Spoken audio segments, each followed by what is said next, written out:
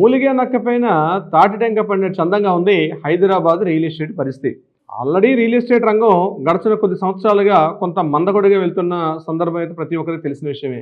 ఇదే సందర్భంలో ప్రభుత్వం తీసుకునే కొన్ని నిర్ణయాలు కూడా ముఖ్యంగా నిర్మాణ రంగం అంటే కన్స్ట్రక్షన్ ఫీల్డ్ మీద కొంతవరకు అదనపు భారం పడుతుందని చాలా మంది కన్స్ట్రక్షన్ ఉన్న డెవలపర్స్ కూడా వాపోతున్నారు. ఏంటి అంటే ముఖ్యంగా మనం ఈ గచ్చిబౌలి, నార్సింగి, కోకాపేట ఈ ప్రాంతానికి వెళ్ళేసరికి మనం చూస్తుంటాం హై రైజ్ టవర్స్ కనిపిస్తూ ఉంటాయి. అయితే ఇంతకుముందు హై రైజ్ టవర్స్కి గవర్నమెంట్ ఎంతో కొంత ఫీజెస్, గవర్నమెంట్ యొక్క ఛార్జెస్ అన్ని హెచ్ఎండిఏ అప్రూవల్స్, ఫీజెస్, నాలా ఛార్జెస్ అన్నీ కడితే గవర్నమెంట్ అప్రూవల్ ఇచ్చేది. కానీ రీసెంట్గా మన జనవరి 16న జియో నెంబర్ 16 ప్రకారం ఎవరైతే 10 ఫ్లోర్స్కి మించి ఎబో కన్స్ట్రక్షన్ చేస్తారో ఆ పెడుతున్నటువంటి ప్రతి ఫ్లోర్లో కూడా 10% ఆఫ్ ఏదైతే స్క్వేర్ కన్స్ట్రక్షన్ ఏరియా ఉంటుందో దానికి టీడీఆర్ పర్చేజ్ చేయాల్సిందే అని చెప్పి ఒక హుకుం జారీ చేసింది ముఖ్యంగా మన ప్రభుత్వం అయినటువంటి మన రాష్ట్ర ప్రభుత్వం. ఏంటి టీడీఆర్? ముఖ్యంగా దీన్ని ట్రాన్స్ఫరబుల్ డెవలప్మెంట్ రైట్స్ అంటారు. టీడీఆర్ అంటే జాగ్రత్త వినండి, మీకు అర్థమవుతుంది. టీడీఆర్స్ అంటే ఎలా ఉంటుందంటే ముఖ్యంగా చూడండి, కన్స్ట్రక్షన్ చేసేటప్పుడు అంటే ఈ రోడ్స్ కానీ గవర్నమెంట్ ఏమైనా ఇప్పుడు ఫర్ ఎగ్జాంపుల్ ఓరర్ తీసుకోండి, ఇలాంటివన్నీ చేసేటప్పుడు ల్యాండ్ ఎక్విజిషన్ చేయడం అవుతుంది. అయితే ప్రభుత్వం యోచన ఏంటంటే ఏదైతే ఒక ప్రాజెక్ట్ టేకప్ చేసేటప్పుడు అక్కడ ల్యాండ్ ఎక్విజిషన్ అవుతుంది, అందులో 70% ఆఫ్ అమౌంట్ ఎక్స్పెండిచర్ ఏదైతే ఉందో అది కేవలం ల్యాండ్ ఎక్విజిషన్కి అయిపోతుంది. అంటే ఈ ఉదాహరణకి ఒక రోడ్డు వేస్తుందని చెప్పి గవర్నమెంట్ డిసైడ్ చేసిన తర్వాత ఆ రోడ్డుని ల్యాండ్ ప్రైవేట్ వ్యక్తుల దగ్గర నుంచి ఎక్విజిషన్ చేయాలి. ఇక్కడ ప్రైవేట్ వ్యక్తుల దగ్గర నుంచి ల్యాండ్ ఎక్విజిషన్ చేయాలంటే భారీ స్థాయిలో వాళ్ళకి అమౌంట్ ఇవ్వాల్సిన పరిస్థితి వస్తుంది. సరే, ప్రభుత్వం దగ్గర అంతంత డబ్బు లేకపోవడం వల్ల గవర్నమెంట్ ఏం చేస్తుందంటే వాళ్ళకి టీడీఆర్ అనేటువంటి ఒక బాండ్స్ ఇస్తుంది. ట్రాన్స్ఫరబుల్ డెవలప్మెంట్ రైట్స్ అని చెప్పి ఒక బాండ్స్ ఇస్తారు. ఈ బాండ్స్ ఏం చేస్తారంటే వాళ్ళు ఏదైనా కన్స్ట్రక్షన్ చేసుకునేటప్పుడు గవర్నమెంట్కి మళ్ళీ అదనంగా ఫీజు చెల్లించకుండా ఈ బాండ్స్ని వాడుకోవచ్చు. అదిగో ఆ టీడీఆర్ బాండ్స్ని ఇక్కడ లింకప్ పెడుతూ ఎవరైతే 10 ఫ్లోర్స్కి మించి ఎబో కన్స్ట్రక్షన్ చేస్తారో అంటే ఫర్ ఎగ్జాంపుల్ ఒక 11th ఫ్లోర్, 12th, 13, 14, 15 ఈ 5 ఫ్లోర్లు కలిపి 1,00,000 స్క్వేర్ ఫీట్ కన్స్ట్రక్షన్ చేశారనుకుందాం. 1,00,000 స్క్వేర్ ఫీట్స్లో సుమారుగా 10% అంటే 10,000 స్క్వేర్ ఫీట్స్.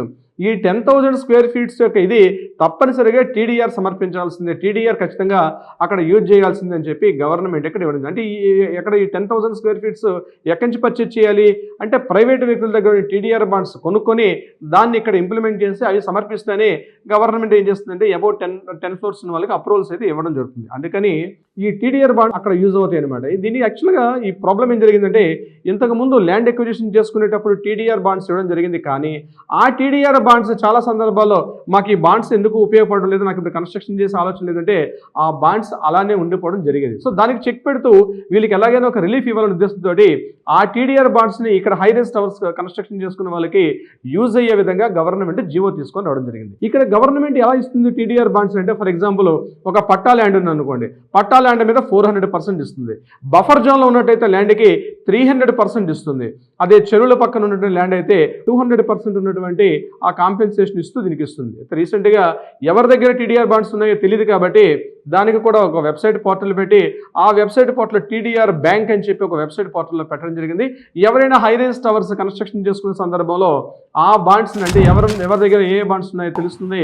వెంటనే ఈ బిల్డర్ వాళ్ళ దగ్గర నుంచి పర్చేజ్ చేసి వాళ్ళు అడిగిన అమౌంట్స్ ఏదో బార్గెన్ చేసుకొని నెగోషియేషన్ చేసుకొని ఆ బాండ్స్ కొనుక్కొని ఆ బాండ్స్ ఇక్కడ సబ్మిట్ చేయడం అవుతుంది. సో ఇదంతా బాగానే ఉంది. కానీ బిల్డర్స్ చెప్పేది ఏంటంటే అయ్యా మేము బాగానే ఉంది కానీ కన్స్ట్రక్షన్స్ ఇప్పుడు ఫర్ ఎగ్జాంపుల్ ఈ రోజు ఉన్నటువంటి సిమెంటు, ఇసుక, స్టీలు ఇవన్నీ లేబర్ ఛార్జెస్ ఇవన్నీ ఉంటేనే పర్ స్క్వేర్ ఫీట్కి అప్రాక్సిమేట్లీ మాకు 4,500, 4,200 రూపీస్ పడుతున్నట్టు కాస్ట్ ఏదైతే ఉందో అదనంగా మేము టీడీఆర్ బాండ్స్ని పర్చేజ్ చేసి ఇక్కడ ఇంప్లిమెంటేషన్ చేయాలంటే per square feet approximately 500 rupees నుంచి అదనంగా 1,000 రూపీస్ మాకు భారం పడే అవకాశం ఉంటుంది. ఏరియాని బట్టి కూడా చేంజెస్ ఉన్నాయి.